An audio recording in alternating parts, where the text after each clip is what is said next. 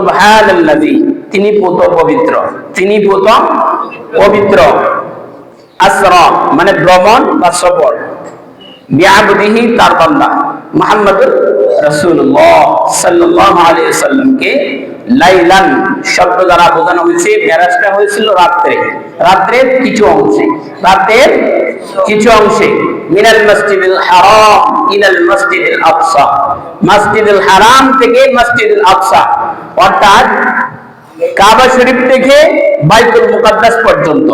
কথাটা কি বুঝেছেন সম্মানিত হাজিরিন? এরপরে আল্লাহ তাআলা বলতেছেন মিনাল মসজিদুল হারাম ইলাল মসজিদুল আকসা আল্লাযী বারাকনা হাওলা।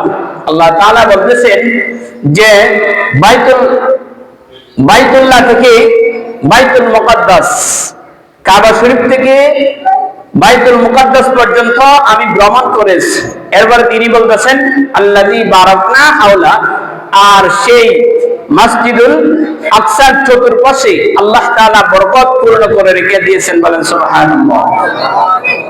এরপরে আল্লাহ তাআলা বলতেছেন লিনুরিয়াহু মিন আয়াতিনা, আর এই সফর এই ভ্রমণটা তিনি কেন করে দিয়েছিলেন? আল্লাহ তাআলা বলতেছেন লিনুরিয়াহু মিন আয়াতিনা, আমি আমার কিছু নির্দেশন, কিছু কুদরত দেখাবার জন্য, বলেন সুবহানাল্লাহ।